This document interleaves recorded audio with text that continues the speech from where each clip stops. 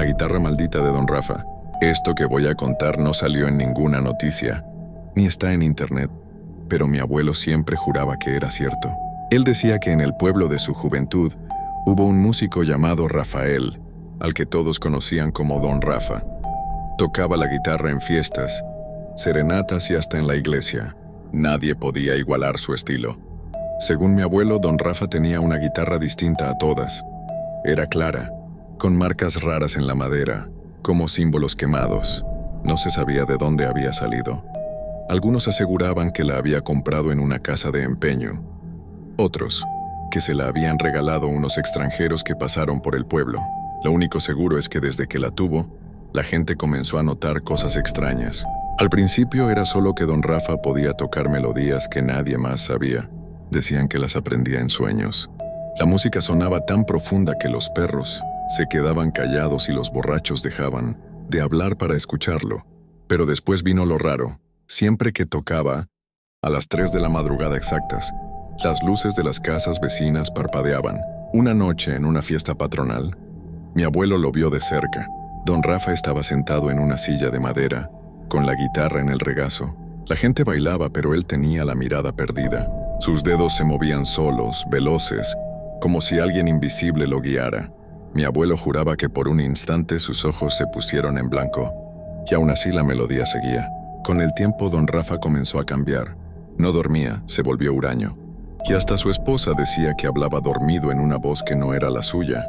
Una vez, un primo de mi abuelo entró a su casa y lo encontró frente al espejo, tocando sin parar, con los nudillos sangrando, pero sin soltar la guitarra.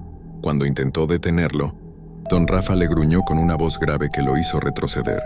La peor parte llegó cuando empezó a enseñar a jóvenes del pueblo. Uno de ellos, de apenas 15 años, contó que mientras practicaba con él, escuchó un susurro detrás del oído que le decía: «Repite, repite». Al obedecer, sus manos se le entumecieron y cayó desmayado. Esa fue la última vez que alguien quiso aprender con Don Rafa.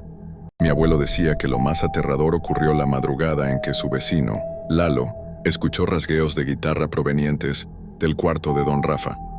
Eran las 3:17. El sonido era fuerte, insistente.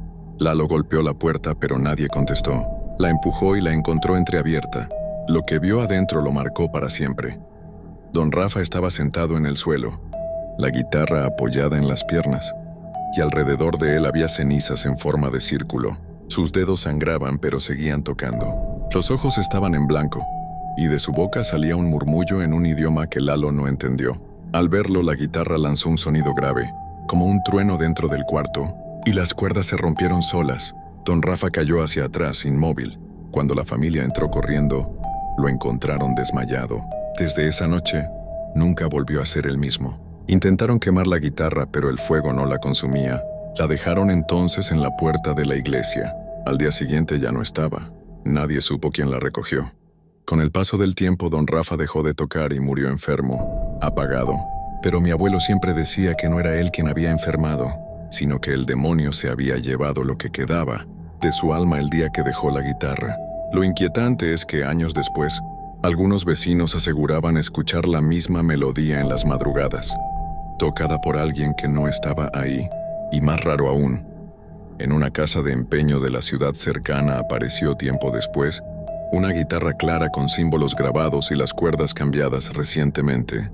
Mi abuelo siempre terminaba su relato con la misma advertencia: si algún día encuentras una guitarra con marcas raras, nunca la toques de madrugada, y mucho menos si te pide que repitas una canción, porque esa fue la condena de Don Rafa, y dicen que su música aún busca nuevas manos.